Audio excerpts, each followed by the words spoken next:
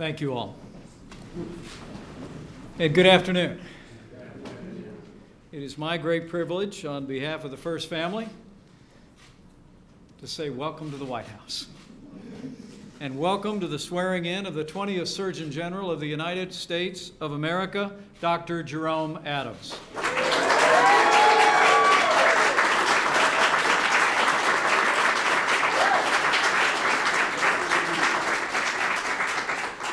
It is a great privilege for me to be with you today to serve in this role. It's a great personal honor for me, as I'll reflect in a moment, having seen the quality of this physician, this public servant, this fellow Hoosier.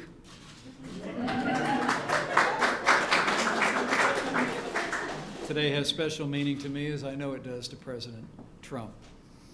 We're joined also today not only by Dr. Adams, but by his wonderful family. Would you join me in welcoming his wonderful wife, Lacey, and their kids, Caden, Eli, and Millie, who are with us today.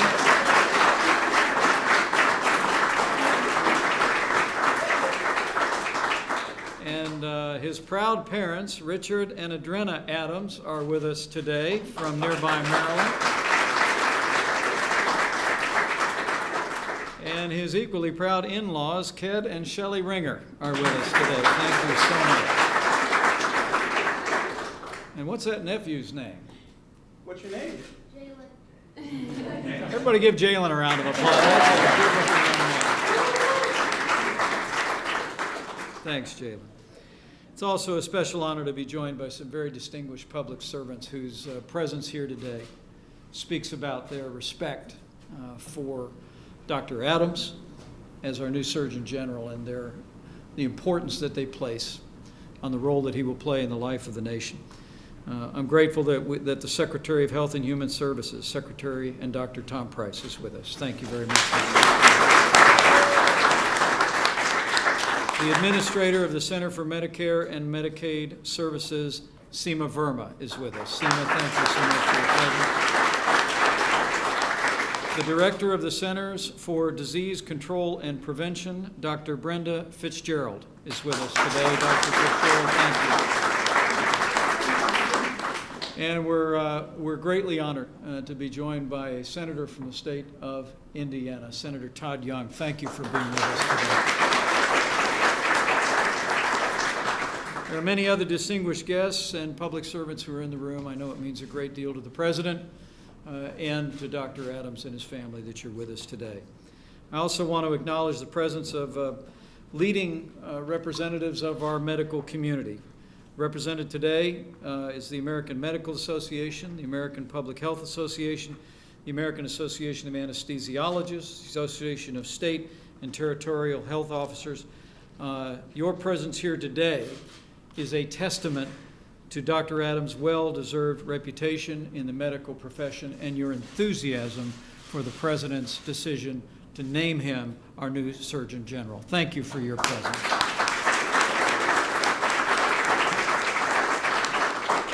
President Donald Trump is committed to the health and well-being of the people of the United States of America. Today, America faces a number of urgent health challenges, from the scourge of opiate abuse, infectious diseases, to the health threats arising from the devastating hurricane that beset our neighbors and friends in Texas just a little more than a week ago. Our President is committed to tackling these challenges head on, which is why the President has sought out America's most talented doctors and medical professionals to lead our health agencies. And now Dr. Jerome Adams will join them as Surgeon General of the United States. Dr. Jerome Adams is highly qualified not just to serve in this role, but to succeed on behalf of the American people. He's distinguished himself as an anesthesiologist at Eskenazi Hospital in Indianapolis, which serves some of our most vulnerable citizens with some of the highest quality care in the country, and as a clinical associate professor of anesthesiology at Indiana University. As I saw firsthand, Dr. Jerome Adams has an extraordinary gift for empathy. And he brought that gift to his years in public service. When I was governor of the state of Indiana, it was my privilege to appoint him as the state health commissioner. And he would go on to serve my successor and 2 administrations in that role with great distinction. While I was governor, Dr. Adams dealt with many issues, including his efforts to reduce infant mortality through what he called the Labor of Love campaign that impacted the lives of innocent children and families.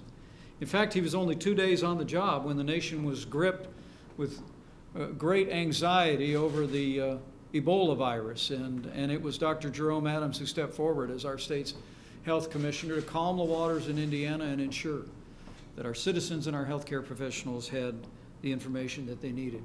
In fact, Indiana was the location of the very first case of the MERS virus, Middle East Respiratory Syndrome.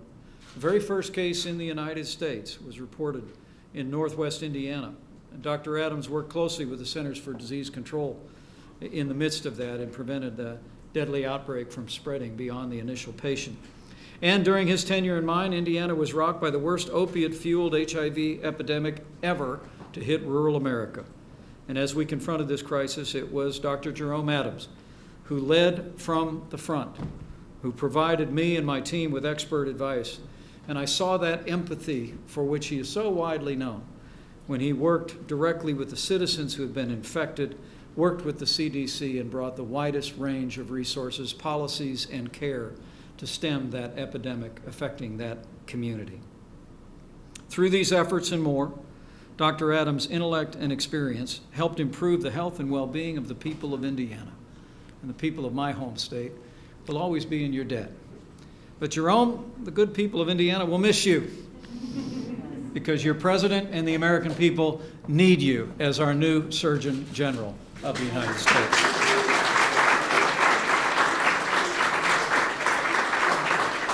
And President Trump and I are confident that your leadership, your integrity, your empathy and compassion, your values will help bring hope and healing to people all across this country.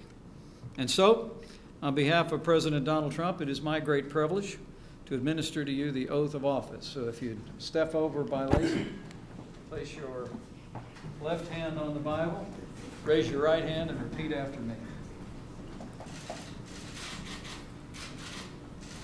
I, Jerome Michael Adams, do solemnly swear I, Jerome Michael Adams, do solemnly swear that I will support and defend the Constitution of the United States that I will support and defend the Constitution of the United States against all enemies, foreign and domestic, against all enemies, foreign and domestic, that I will bear true faith and allegiance to the same, that I will bear true faith and allegiance to the same, that I take this obligation freely, that I take this obligation freely, without any mental reservation without any mental reservation or purpose of evasion, or purpose of evasion, and that I will well and faithfully discharge the duties and that I will well and faithfully discharge the duties of the office upon which I am about to enter.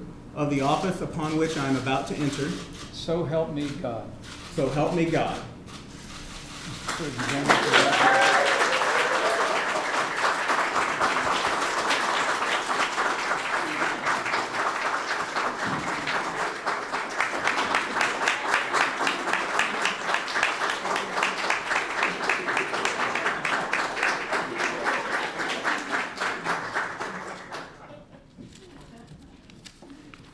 Ladies and gentlemen, it's my great privilege to introduce to you the 20th Surgeon General of the United States of America, Dr. Jerome Adams.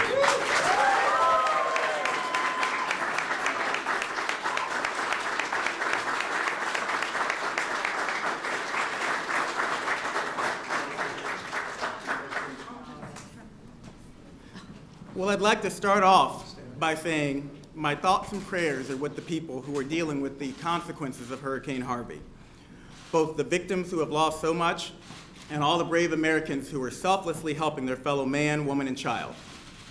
I'm extraordinarily thankful to the President for his leadership in this time of crisis, and I'm anxious to get started so I can join the United States Public Health Corps and other governmental entities to rescue, rehabilitate, and rebuild. Thank you very much, President Trump and Secretary Price, for having the faith in me to take on this task. And thank you for giving me this truly amazing opportunity to serve the people of our great country. A special thanks to a great mentor and friend, Vice President Pence. Thank you so much. Those of you who've watched my confirmation hearing know that one of the recurring themes I brought up was partnerships. I want to tell you a quick story about my shared history with the Vice President that illustrates the power of our partnership to positively affect millions of people in the state of Indiana. Now, I've been told that when the Vice President, as then Governor of Indiana, was vetting me to be his state health commissioner, he commented, well, he's qualified, but gosh, he seems young. Someone said to him, but Governor, he's 40, to which the governor then replied, but he's a really young-looking 40. You know, I take that as a great compliment, especially because I've got the hairdo of someone much older. But the reality is, initially he had some concerns about my ability to take on such a big role. The Vice President has always been willing, however, to give people a chance to prove themselves. We had an extraordinarily diverse cabinet when he was governor, and he took a chance on this young African-American guy from the East Coast to be his health commissioner, and I thank you for that.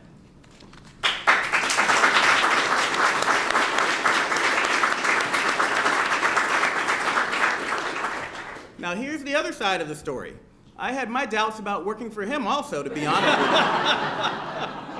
I didn't know a lot about then Governor Pence, but the rumor was he was old school. And not like the pop culture old school that the kids talk about, but older, super conservative from Southern Indiana old school. I was worried about being able to relate to someone who was from such a different background than I was, in all sorts of ways, and someone who had so much hair than what I do. The one good thing is he's got the same hair as my dad, so that helped me trust him just a little bit more. But the point is, neither of us let those initial reservations get in the way of a discussion and a relationship. Together, we dealt with the HIV crisis, successfully rolled out Indiana's state-based, consumer-driven alternative to Medicaid expansion. Thank you, SEMA, so much for your work with that. And worked with the state legislature to secure over $10 million to combat infant mortality in our state. If the two of us could do that by working together and begin to have a positive influence on several health trends in our state, just imagine what all of us, all of the people in this room, all of the people in this country could do if we simply would commit to not judging people, commit to coming together, commit to doing what we know is right in order to improve the health of the people of our country.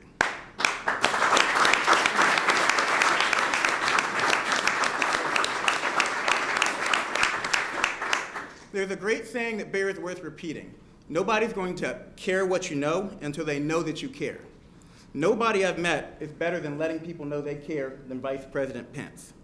I've tried to watch him, I've tried to listen to him, and I've tried to truly care about others as I've seen him do over the past several years of our relationship. And that's why my motto as Surgeon General is going to be better health through better partnerships. And why these partnerships will include people we traditionally have not thought of when we think about health. I completely agree with Secretary Price in his decision to focus on the opioid epidemic, mental health, and childhood obesity as top priorities. And I think better health through better partnerships, particularly with the business and law enforcement communities, will help us address those priorities and many other health and wellness concerns. And speaking of partnerships, I want to close by thanking some very important partners who came to support me today. My friend and CMS Director, Seema Verma, thank you so much for being here.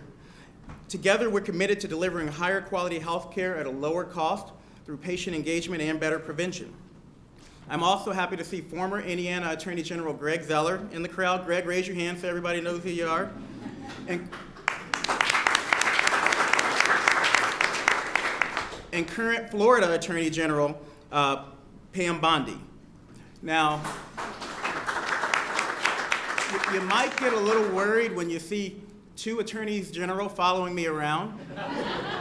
But the reality is, one of the things I've consistently preached, and I hope to continue to advocate, is the need for better partnerships between the law enforcement and health communities if we're going to tackle this opioid epidemic.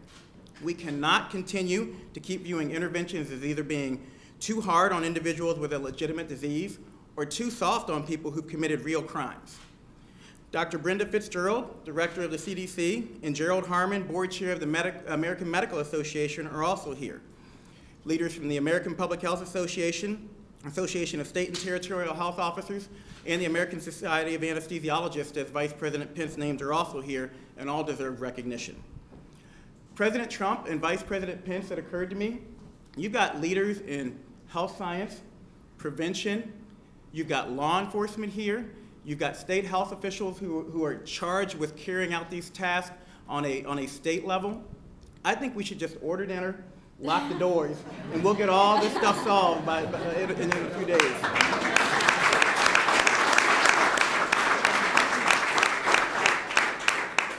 I'd like to thank Acting Surgeon General Admiral Trent Adams, Admiral Hunter, and Commander Collins for being here to represent the United States Public Health Service Corps. The Corps is America's health army, 6,500 highly qualified and dedicated uniformed officers committed to being America's health army, keeping our country healthy and prosperous. I couldn't be more proud of the Health Corps members who are helping with the Hurricane Harvey response. And I'd like to thank all my family and friends who are here, including my father, Richard, my mother, Adrena, and my sister, Latoya. Where are you, Latoya? Okay. And my 3 children, Caden, Eli, and Millie. Vice President Pence.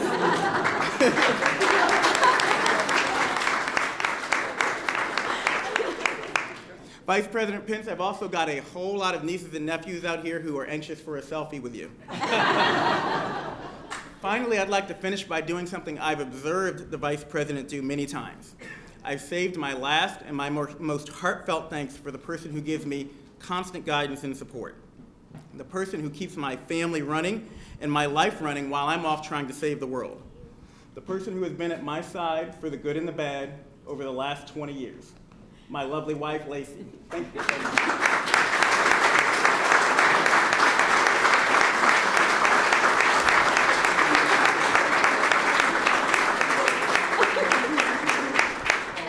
Thank you again to President Trump, Vice President Pence, and Secretary Price for giving me this tremendous opportunity. I look forward to rolling up my sleeves and working to deliver to our country better health through better partnerships. I promise the American people that I am committed to letting the science lead me and to facilitating locally led solutions to our most difficult health problems. I promise you, the American people, that if you're willing to partner, I'm willing to go along with you and to help bring other folks to the table. To borrow a phrase from our president, let's all work together to make American health great again. Thank you very much.